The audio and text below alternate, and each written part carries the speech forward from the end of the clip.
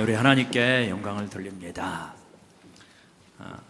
대한민국 빙상의 역사는 평창올림픽 이전과 평창올림픽 이후로 나누게 될 것 같습니다. 특별히 컬링에 많은 국민들의 관심이 기울여지고 있죠. 아마 결승전이 오늘 오전에 있는 것 같은데요. 컬링을 이렇게 제가 이번 주에 미장원에 갔는데 미장원 원장님이 컬링을 보고 있는 거예요. 그래서 저도 모르는데 그 컬링 아시냐 그랬더니 잘 안 돼요. 그러면서 설명을 해주는데 이렇게 해가지고 이게 점수가 되고 그러면서 설명을 해주시더라고요. 그래서 이번 주에 이제 그러한 그분에게 소개를 받고 컬링을 좀 이렇게 좀 듣고 그래가지고 컬링이 이렇게 하고 점수가 되는 거구나 그런 걸 이제 알게 되었는데, 아마 많은 분들이 이제 컬링을 보면서 이게 이 평창 올림픽 때문에 대한민국의 컬링의 붐이 아마도 일어날 것 같습니다. 어떤 전기가 있는 거죠. 예수님을 믿는 것도 마찬가지다. 어떤 전기가 있습니다. 전환점이 있는 거죠. 교회 다니는 거하고 예수님을 만나는 거하고는 사실 밀접하게 연관은 있지만 꼭 동일하다 말하기는 어려운 면이 있습니다. 교회는 다닐 수 있지만 예수님을 믿기는 믿지만 뭔가 예수님과의 어떤 결정적인 만남, 이것이 있어야, 그래야 그 어떤 신앙생활이 이전과 이후로 구별될 수 있는 그러한 측면이 분명히 있다. 그래서 이번 주에 이제 우리 학생들, 어린이, 청년들이 성경학교 수련회를 다녀오지 않았습니까? 우리 부모님들의 한결같은 기도의 제목이 무엇이냐? 우리 자녀가 이번 수련회를 통하여서 예수님을 만나게 해달라고, 교회 다니고 있어요. 근데도 예수님을 만나게 해달라고 기도 제목이 한결같은 거예요. 왜냐하면 예수님을 만나야 이전과 이후가 달라진다는 걸 아니까. 교회를 다니고 신앙 고백도 하고 구원의 확신도 있는 것 같긴 하지만 그래도 뭔가 전인격이 바뀐 어떤 그런 역사가 있어야 된다. 그게 간절한 기도의 제목이죠. 사도 바울은 그러한 어떤 극적인 전환, 그러니까 우리가 모두 다 사도 바울과 같이 예수님을 만나기는 어렵지만 뭔가 분명한 극적인 전환이 있습니다. 그리고 삶이 완전히 달라집니다. 오늘 우리들의 신앙생활도 이 말씀을 통하면서 보면서 또 이 사도행전을 우리가 읽으면서 내 삶에서도 예수님을 만난 어떤 분명한 전환이 있는 저희 모두가 되어서 간증이 있는 그러한 삶이 되기를 간절히 소망합니다. 우리가 사도행전을 읽으면서 묵상해 가고 있는데 사도 바울이 언뜻 보면 이해가 안 되는 측면이 있습니다. 성령께서 사도 바울에게 예루살렘에 가면 환란이 있을 것이다 말씀해 주십니다. 수많은 제자들이 사도 바울에게 예언을 합니다. 예루살렘에 가면 붙들립니다. 붙잡힙니다. 감옥에 갇힐 수 있습니다. 심지어는 큰 해를 당할 수 있습니다. 그럼에도 불구하고 사도 바울이 예루살렘을 향해서 꿋꿋하게 갑니다. 왜 이렇게 고집이 세서 그런가? 그런 게 아니죠. 분명한 목적 두 가지가 있습니다. 하나는 뭐냐면 예루살렘 교회에 영적인 빚을 지고 있습니다. 이방인 교회들이 예루살렘 교회를 통하여서 복음이 전해져 왔거든요. 근데 지금 예루살렘 교회는 많은 고아와 과부도 있는 데다가 흉년이 들었습니다. 그러니까 이 교회를 돕고자 하는 마음으로 헌금을 받았어요. 구제 헌금을 받아서 그거를 전달하려고 합니다. 그래서 예루살렘 교회나 이방인 교회가 사실은 하나이다, 한 형제이다, 이거를 꼭 가르쳐주고 싶은 거예요. 그래서 예루살렘 교회에 직접 그거를 전달하고 싶었습니다. 그래서 갑니다. 근데 그거보다 더 중요한 하나의 이유가 있습니다. 그건 뭐냐면 예루살렘 교회가 초기에 큰 부흥의 역사가 많이 일어났어요. 근데 핍박에 되어가지고 많이 흩어졌습니다. 근데 사도 바울이 1차, 2차, 3차 선교여행을 통하여서 가는 곳마다 놀라운 성령의 역사가 있었습니다. 이 강한 성령의 역사, 병자들이 일어나고 죽은 자가 살아나기까지 하는 이 강력한 성령의 역사를 다시 한번 예루살렘 교회에서 일으키고 싶은 거예요. 그러면 그걸 통해서 뭐 하려고? 내가 이렇게 얼마나 능력이 많은가 하는 걸 보여주고 싶은 것이 아닙니다. 3차 선교 여행 중에 사도 바울은 고린도에서 한 3개월 정도를 머물게 되어집니다. 그때 쓴 편지가 있어요. 그 편지가 뭐냐면 로마서입니다. 로마서 9장에 보면 사도 바울은 그렇게 말해요. 내가 하나님에게서 떨어지는 한이 있더라도 내 동족의 구원을 간절하게 원한다, 그런 표현이 있습니다. 그러니까 사도 바울은 이렇게 이방인들이 주님께 돌아오는 이 감격적인 장면을 보면서 너무 감격스러운 거예요. 근데 마음에 애끓는 심정이 있는 거예요. 이 복음을 원래 받아야 되는 이스라엘, 우리 유대 민족은 왜 이렇게 복음을 거부하느냐, 그것에 대한 굉장히 안타까움이 있는 거예요.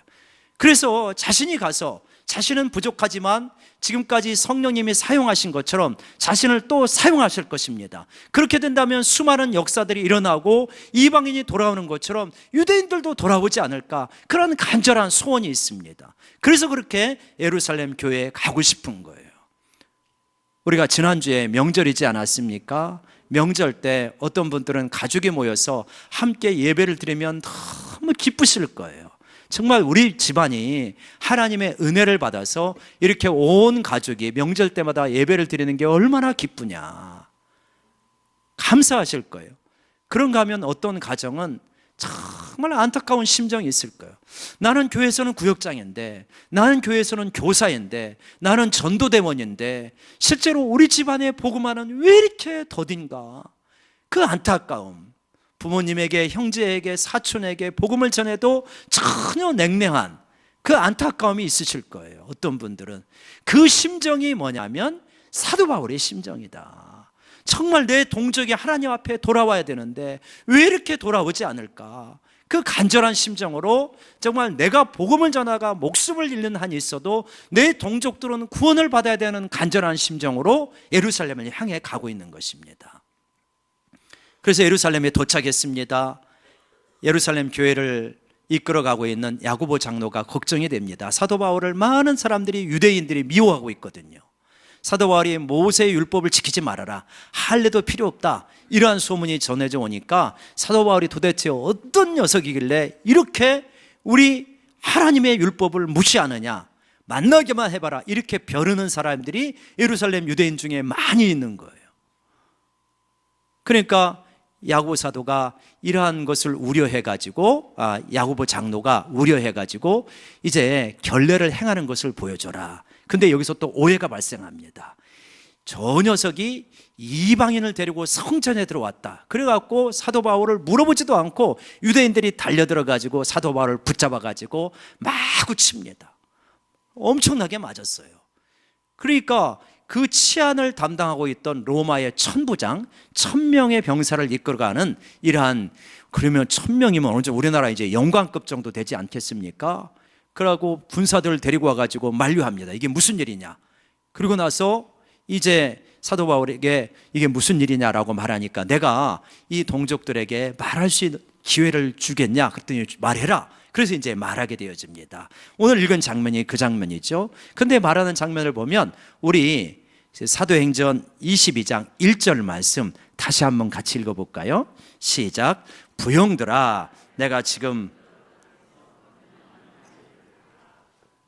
부형들아라고 표현을 합니다. 부형이라고 하는 건 학부형할 때 그 부형이라는 것입니다. 영어 성경을 보면 fathers and brothers 그렇게 되어 있어요. 그러니까 형제들이요, 아버지들이요, 내 말을 좀 들어보십시오, 이러는 겁니다. 여러분 기가 막히지 않습니까? 뭐가 기가 막히냐? 이 지금 자기가 말하고 있는 대상이 어떤 사람이냐면 조금 직전까지도 자기를 죽이겠다고 마구 치던 사람들이에요. 그 사람들에게 뭐라고 그러냐? 야, 이 나쁜 놈들아, 내 말 좀 들어봐, 이렇게 말하는 게 아니고 형제요, 아버지들이요, 누이들이요, 내 말 좀 들어보세요, 이렇게 말하고 있는 것입니다. 그러면서 히브리 말로 말하니까 사람들이 다 귀를 기울여요. 참 얼마나 온유하고 겸손한 자세인가. 복음을 전하고자 할 때, 선한 것을 전하고자 할 때 우리에게 필요한 태도가 무엇인가? 이 겸손한 자세.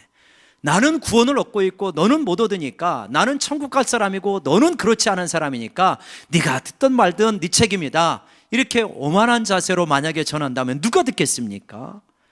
정말 나를 해코지하지만 형제여 자매여 아버지들이여 라고 말할 수 있는 이 겸손한 자세가 마음의 문을 여는 거죠. 우리 그리스도인들이 꼭 필요한 자세가 있다면 바로 이러한 겸손한 자세이리라 믿습니다. 그럴 때 마음이 열리는 거죠. 이번 평창올림픽에서 굉장히 우리 젊은이들이 얼마나 훌륭한 젊은이들인가, 이렇게 스노우보드, 봅슬레이, 스켈레톤인가요? 이런 거 우리가 들어보지도 못했던 종목에서 막 메달들을 따지 않습니까? 대단하죠, 그런 걸 보면. 근데 이제 한 가지 안타까웠던 점이 있잖아요.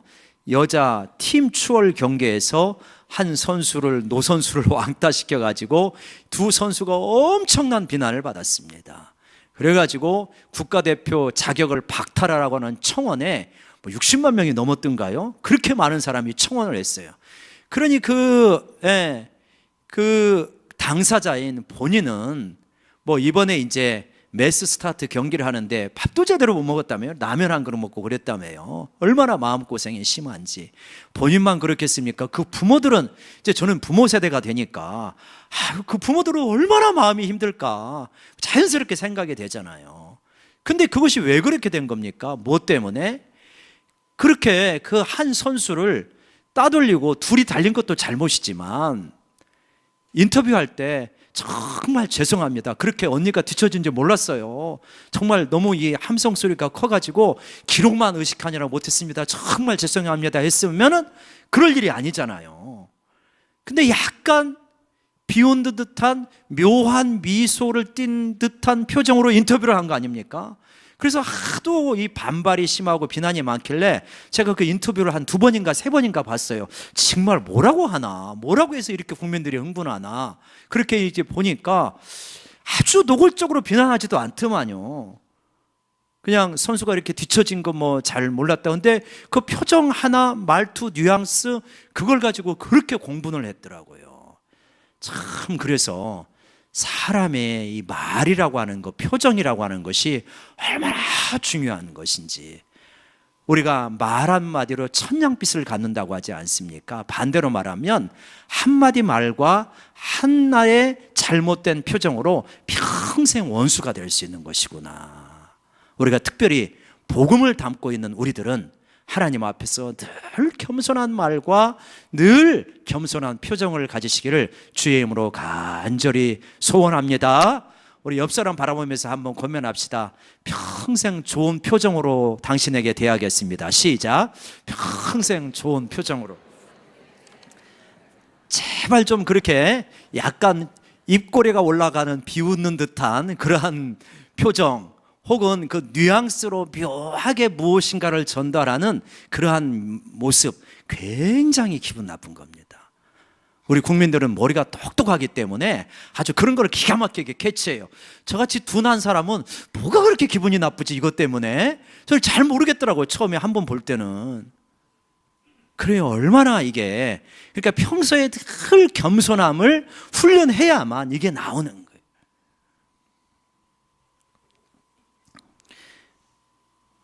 사도 바울은 부형들아 하면서 말씀을 전합니다. 말씀을 전하는데 그 말이 뭐냐면 결국 뭐 하려고 하는 겁니까? 사도 바울은 지금 여러분 어떤 형태가 되어 있을까요? 외모는 지금 피가 낭자합니다. 맞아가지고 머리는 헝클어져 있고요, 옷에는 흙이 다 묻어 있어요. 정신이 하나도 없어요. 그런데 사도 바울은 이 기회를 살립니다. 뭐 하려고요? 예수 전하려고. 정말 대단합니다. 기회만 있으면 감옥이든 감옥 바깥이든, 우리가 2주 전에 빌립보 감옥의 이야기를 들었지 않습니까? 감옥에 있어도 어떻게 예수를 전할까? 지금 두들겨 맞아도 어떻게 예수를 전할까? 틈만 있으면 예수를 전하려고. 도대체 사도 바울의 생각 속에는, 가슴 속에는 무엇이 있는 겁니까? 야, 이제 그만 좀 두들겨. 나 맞을 만큼 맞았어. 나 너희들한테 대접 좀 받아야 돼. 이런 게 아니고 두들겨 맞든 감옥에 있든 간에 기회만 되면 예수님 전하려고 하는 그 모습. 그러니까 예수님이 가슴에 불붙어 있는 거예요. 늘 생각하는 게 예수님 생각인 거예요. 그 사람이 어떤 사람이냐? 어떤 생각을 많이 하느냐가 그 사람 됨을 보여주는 거잖아요. 여러분, 우리는 어떻습니까? 나는 24시간 중에 예수님 생각을 얼마나 하나. 아마 사도 바울은 거의 늘 주님과 동행하는 것 같아요. 늘 마음속에 예수님 생각. 나는 평상시에 어떤 생각을 많이 하고 있는지를 한번 좀 잘 생각해 봤으면 좋겠습니다. 그래서 우리의 마음속에 늘 예수님으로 불붙어 있고 예수님과 24시간 행복하게 동행할 수 있는 그러한 저희 모두가 되기를 원합니다. 그러면 이제 쿡 찌르면 예수가 나오게 되어지잖아요. 쿡 찌르면 돈 나오는 분이 많아요. 늘 돈 생각. 일어나서도 돈 걱정, 자면서도 돈 걱정. 어떤 분은 콕 찌르면 늘 건강, 이렇게 되어질 수 있죠. 콕 찌르면 늘 이 나라 문제. 우리는 콕 찌르면 예수, 오직 예수. 그렇게 예수가 나올 수 있기를 간절히 사모합시다. 그렇게 이제 예수님을 전하는데, 근데 뭐라고 말합니까? 3절과 4절과 5절에서 보면 나도 여러분들하고 똑같은 사람들이 있다. 나는 누구냐? 길리기아 다소에서 났다. 그리고 이 예루살렘 성에서 자라났고 여러분이 동경에 맞지 않는 가말리알 문화에서 엘리트 율법 교육을 받은 사람이다. 하나님에 대해서는 누구보다도 열심히 있는 사람이다. 그래서 이 예수 믿는 사람들이 하나님을 대적한다고 생각을 해서 예수 믿는 사람을 죽이기까지 했던 사람이다. 스데반을 순교하는 자리에 증인으로 섰던 사람이 사도 바울이니까. 그리고 예수 믿는 사람을 다 잡아가지고 감옥에 쳐넣은 사람이다. 그것도 모자라가지고 예루살렘에 있는 예수 믿는 사람은 어느 정도 정리가 되니까 이 다메섹까지 가가지고 예수 믿는 사람을 끌어오려고 했던 사람이다. 공문을 받아가지고. 여러분, 예루살렘에서 다메섹까지 어느 정도냐? 거리가 250km입니다. 250km면요 평택에서 목표까지가 251km인가 그래요. 그러니까 아니 극성도 이런 극성이 없는 거예요. 어떻게 그냥 250km까지 여기서 목포까지 가가지고 예수 믿는 사람 끌고 와가지고 감옥에 집어넣겠다고 하는 이 정도의 행동력, 이 정도 열심이니까 그 엄청난 선교 사역을 이루는 거예요. 참 이렇게 보면 이렇게 아무튼 뭔가 이렇게 집요한 면이 있어야 일이 성취가 되는 거는 사실이에요. 너무 사람이 좋으면 일이 성취는 덜 되잖아요. 그죠? 그러니까 독해야 뭔가 일이 되니까 하나님께서 사도 바울을 쓰신 거예요. 그 집요함에 방향만 바꿔주면, 그래서 그 1차, 2차, 3차 그 다메섹까지 가가지고 예수 믿는 사람 끌어오니까 로마까지 가서 복음 전하고 땅끝까지 가서 복음 전하겠다는 일념으로 오직 그 길로 가잖아요. 참 대단한 열정과 굉장한 집요함, 굉장히 뛰어난 지성을 가지고 있는데 어떻게 이렇게 행동력도 대단한지는 모르겠어요. 대단한 분이죠. 아무튼 그런 모습을 통해서 우리가 중요한 한 가지 메시지를 깨닫게 되었습니다. 뭐냐? 엄청난 능력이 있습니다. 뛰어납니다. 집요합니다. 아주 대단합니다. 근데 중요한 것은 뭐냐면 방향은 잘못되었다는 거예요. 하나님을 위한다고 하지만 전혀 하나님을 위하는 게 아닙니다. 능력이 있고 열심히 있고 다른 사람보다 탁월함이 많은 분들은 항상 더 성찰을 많이 하셔야 됩니다. 내가 혹시 하나님이 기뻐하시지 않는 방향으로 움직이고 있는 거 아니야? 나는 지금 하나님을 위한다고 일하고 있는데 실제로는 하나님을 대적하는 것으로 움직이고 있는 것은 아니야? 그런 뛰어난 분들은 더 성찰을 많이 해야 되는 거죠. 참 이렇게 보면 우리 인생에도 이제 그런 면들이 많이 있습니다. 어떤 분들 보면 정말 열심히 살아요. 새벽부터 밤늦게까지 열심히 삽니다. 근데 그 방향이 조금 더 잘 잡히면 좋을 텐데 그런 안타까울 때가 있어요. 막 열심히는 사는데 하나님은 너무 이렇게 갈수록 주변으로 밀리게 돼요. 이렇게 성도님들이 신앙생활 할 때 보면 이제 그런 부분이 있죠. 지금 저기서 조금만 더 믿음으로 정진하면 이제 주님도 깊이 만나고 주님 앞에 귀하게 사용되어지겠다. 그런 이 시점이 있잖아요. 어려움이 있어서 하나님께 나왔습니다. 그러면서 예배를 드리고 훈련을 받고 그러면서 막 자라가려고 하고 하나님 앞에 귀하게 사용되려고 합니다. 그런데요, 하여튼 마귀도 기가 막히게 알아요. 그래가지고 그때쯤 꼭 좋은 제안을 하게 되어집니다. 여기 좋은 돈벌이가 있다. 이런 식의 제한이 있어요. 그래갖고 그거를 선택하게 되면 그동안 좀 쌓아 올렸던 믿음이 또 흐물흐물 약해져 가는 그런 것들을 곁에서 보면서 굉장히 안타까워요. 그래서 정말 중요한 게 있는데, 진짜 이때 중요한 것은 뭐냐? 예수 잘 믿고 있으면, 그러면 예수 잘 믿으면서 재정적인 부분도 하나님께서 도우시는 길이 있는데 그거를 놓치고 저기를 가는구나, 그렇게 안타까울 때가 있어요. 특별히 우리 중고등부 애들, 우리 학생들도 예배를 드리는데 중고등부 학생들을 보면서 가장 안타까웠던 순간이 그 순간이에요. 지금 우리 친구들이 아니라 고등학교를 졸업합니다. 고등학교를 졸업할 때까지 믿음 생활을 잘 했어요. 그러고 나서 이제 대학에 여러 형태로 입학을 하거나 취업을 하거나 그렇게 되어집니다. 그러면 꼭 드는 유혹이 있어요. 시험이 있어요. 알바의 시험이에요. 알바의 시험. 알바를 하면서 사회에 나가가지고 알바를 하면서 돈을 좀 벌잖아요. 그동안 부모님에게 용돈 받아서 썼기 때문에 힘들었던 모양이에요. 그거 해가지고 친구들하고 차도 마시고 옷도 사 입고 여행도 가고 그러한 이 낭만이 있기 때문에 예배로부터 자꾸만 멀어지는 거예요. 진짜 중요한 게 있는데 진짜 중요한 것은 놓쳐버리고 너무 작은 것에 신앙을 팔아버리는 거예요. 그래서 자꾸 교회에서부터 멀어져. 뭐 이제 1부, 2부 뭐 그렇게 예배 드려, 청년부 예배 하나만 드리든지 아니면 뭐 알바 급하면 그거 하면 되지. 그러면서 가장 중요한 핵심적인 것을 놓치면서 살아가게 될 때 곁에서 보면서 너무 안타까운 거예요. 그동안 중고등학교 시절까지 그렇게 열심히 믿음 생활하고 그렇게 자랐던 그 열심은 도대체 알바라고 하는 한 달에 일해서 20만 원, 30만 원, 40만 원, 50만 원 버는 이거에 아무런 의미가 없는 신앙이라면 도대체 우리는 무슨 신앙생활을 한 거냐, 무슨 가치가 있는 신앙생활을 한 거냐는 거야.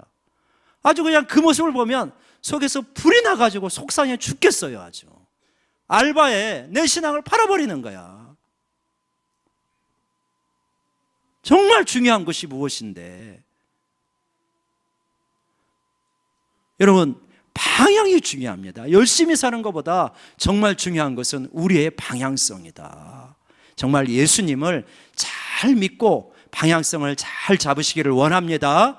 근데 그 방향성이 무엇이냐면 예수님께서 너무나 분명하게 가르쳐 준 거예요. 그건 뭡니까? 네가 일하는 거 중요하지, 돈 버는 거 중요하지, 열심히 사는 거 중요하지, 근데 진짜 중요한 북극성이 있다. 배의 항로에 북극성이 있다. 그 북극성이 뭐냐? 먼저 그의 나라와 그의 의를 구하는 것이다. 그러면서 방향을 잡고 나아가면 이 모든 것을 너에게 더해주시는 분이 하나님이시다. 여러분, 이 방향성을 놓치지 않는 우리 모두가 되기를 원합니다. 사도 바울은 자기가 하나님 잘 믿는 줄 알았습니다. 하나님을 위해서 예수 믿는 사람들을 붙잡아가지고 그래서 감옥에 쳐넣으면서 나는 진짜 하나님을 위해서 일하고 있다고 생각을 했어요. 근데 하나님께서 보실 때 너무 안타까운 거잖아요. 대적하고 있는, 사실은 자기를 대적하고 있는 거니까. 그러니까 다메섹에 가고 있는 도상에서 부활하신 예수님이 나타나십니다. 큰 빛 가운데 나타나셔서 말씀하시는 거죠. 소리가 있어 가로되 사울아 사울아 네가 왜 어찌하여서 나를 박해하느냐. 사도 바울은 깜짝 놀랐습니다. 사울은 그래가지고 지금까지 자기는 하나님을 대적한다는 생각도 못했죠. 그러니까 이게 도대체 무슨 음성인가? 이거는 하나님이거나 천사일 텐데 이게 도대체 무슨 음성인가 해가지고 뭐라고 묻습니까? 우리 8절 말씀 다시 한번 같이 읽어볼까요? 시작. 내가 대답하되 주님 누구시니까 하니 이르시되 나는 내가 박해하는 나사렛 예수라 하시더라. 주님 누구십니까? 주님 누구십니까? 이 부활하신 예수님이라고 생각도 못하는 거예요. 주님 누구십니까? 근데 나는 네가 그렇게 박해하고 있는 나사렛 예수다라고 이렇게 말씀하고 있는 거죠. 네가 지금 나를 모르기 때문에 예수 믿는 사람들을 박해하고 있구나. 많은 사람들이 하나님을 지금 대적하고 있으면서도 대적하고 있는 걸 모르고 있다고 말씀드렸잖아요. 사도 바울이 그랬습니다. 너는 지금 하나님을 위한다고 하지만 나를 지금 대적하고 있는 거다. 네가 박해하고 있는 예수다. 이 말씀을 들으면서 우리가 주님을 만나게 되었을 때 주님께서 말씀하시기를 나는 네가 그렇게 보고 싶어하는 예수다. 이렇게 만난다면 얼마나 좋겠습니까? 근데 때로는 우리는 그렇게 만나기보다는 나는 네가 무시하고 있는 예수다. 나는 네가 그렇게 무관심한 예수다. 너는 이 세상의 돈과 즐거움에 팔려서 나에 대해서는 전혀 관심이 없고 내 말을 들을 때에도 네가 멸시를 하는구나. 그렇게 무시하고 있는 예수다. 이렇게 만난다면 얼마나 우리가 가슴이 아픕니까? 사랑하는 여러분, 우리 교회엔 건의함이 있잖아요. 건의함이 있는데 건의함에 지금 이제 익명으로 쓰지 마시고 이름을 기명해서 써주십시오 이렇게 했는데 익명으로 쓸 때 이야기입니다. 이제 건의함에 이게 올라왔어요. 그 내용을 보니까 이러는 거예요. 목사님, 예배 드릴 때 정말 은혜가 안 됩니다. 왜 그런가 하고 봤더니 예배 시간에 스마트폰을 해가지고 그러면서 예배 시간, 설교 시간 내내 스마트폰을 하고 있다는 거예요. 그래서 그 모습을 보면서 자기가 너무 예배에 집중하기 어렵다고 제발 스마트폰 좀 안 보게 야단 좀 쳐달라고. 그게 건의의 내용이에요.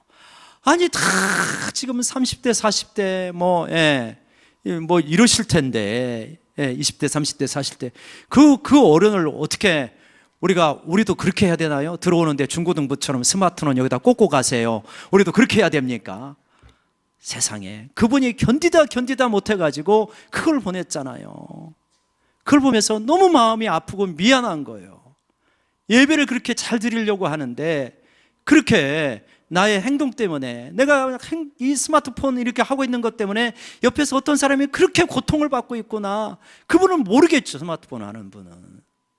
근데 제가 그걸 보면서 뭘 느끼냐면 도대체 예수님에 대해서 뭐라고 생각을 하기 때문에 예배 시간 내내 스마트폰을 하고 있을까? 도대체 이분은 예수님을 아는 거냐?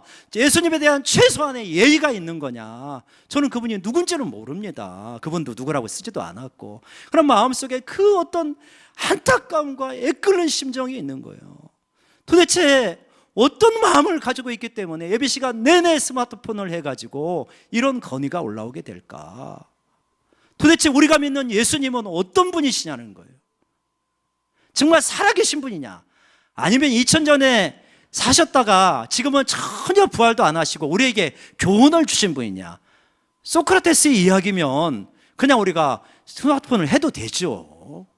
공자 이야기면 카톡을 해도 되죠. 뭐 살아계시지도 않은 분인데.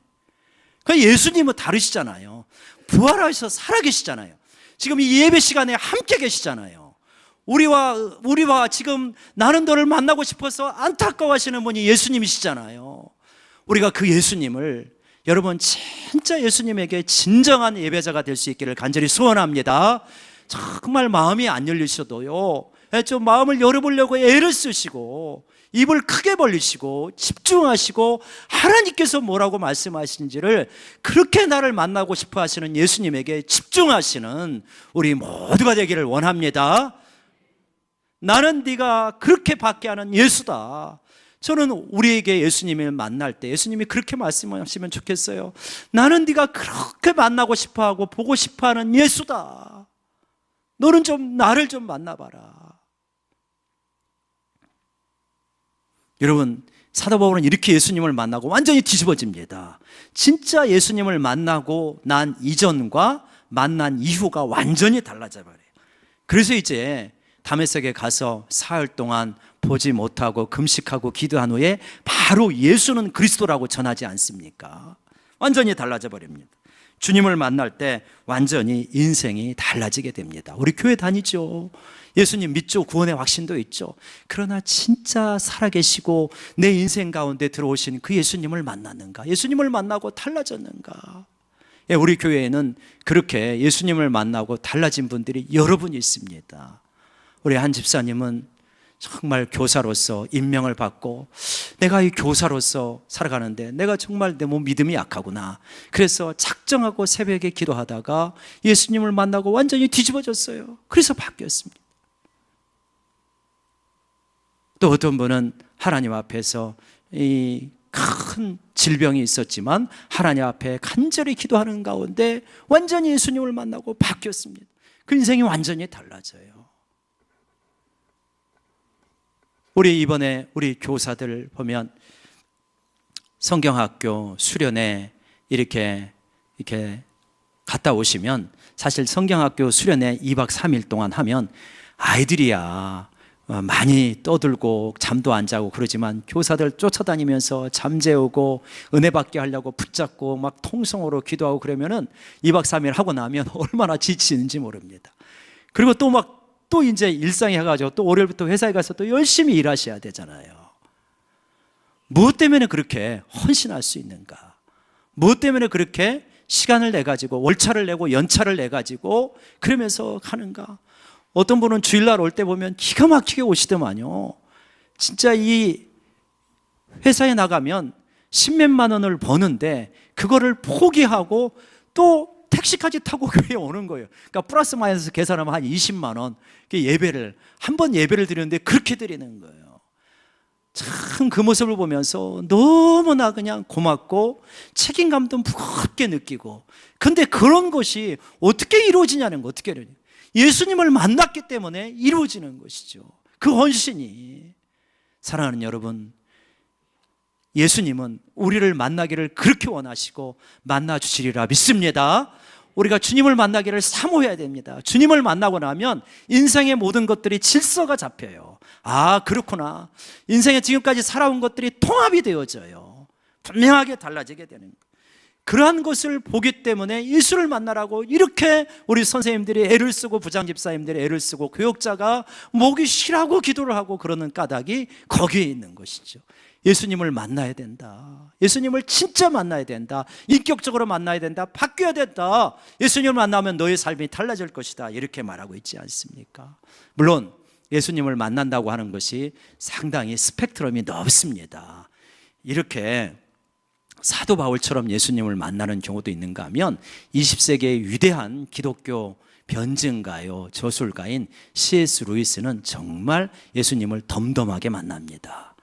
오랫동안 복음 전도를 친구 교수로부터 듣다가 이제 자전거를 타고 역을 가는 가운데 그러면서 이제 예수님을 나의 주로 내가 모셔드려야겠구나 회심의 역사가 일어납니다. 근데 C.S. 루이스가 말하기를 전 영국을 통틀어서 나같이 몸이 건조하게 이렇게 회심한 사람도 없을 것이다. 그렇게 이야기를 합니다. 그렇게 회심을 했지만 20세기의 지도자 가운데 어쩌면 지성인들 가운데 가장 큰 영향을 미친 사람 아니겠습니까? 그러니까 꼭 이렇게만 만나야 된다, 사도 바울처럼 만나야 된다라고 말하기는 어려워요. 각자마다 다 다릅니다. 그러나 분명한 한 가지는 있어요. 예수님을 만난다는 거예요. 주님을 만났다는 거예요. 그리고 주님을 만나면 그 이전의 삶과는 다른 삶이 되어질 수밖에 없다. 나도 그렇게 만나고 싶다. 제가 말씀드리잖아요.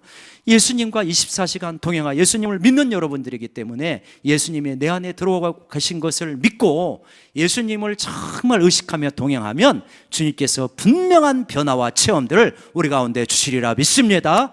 예수님 만나는 게 어렵지 않아요. 사모하시면 만날 수 있습니다. 구하고 찾고 두드리고 어떤 극적인 체험만이라고 생각하지는 마시고 다양한 형태가 있으니까, 그러나 예수님을 사모하고 기다리고 또 순종하고 그런다면 주님을 만나는 놀라운 역사가 일어나게 되리라 믿습니다. 그리고 그 역사는 간증을 수반하게 되어 있습니다. 주님을 만나면 주님 자랑하게 되어 있어요. 예수님을 안 만나면 내 능력 자랑합니다. 내 지식 자랑하고 내 자식 자랑하냐고 급해요. 그러나 예수님 만나면 예수님이 너무 좋기 때문에 예수님 자랑하게 되어 있는, 내가 누리는 이 기쁨과 평안과 좋음을 당신도 알아야 된다고 예수님 자랑하게 되어집니다. 간증에 있는 삶은 전도하는 삶으로 나가게 되어집니다. 여러분, 이러한 삶을 살아가는 우리 모두가 되시기를 주의 이름으로 간절히 축원합니다. 기도하십시오.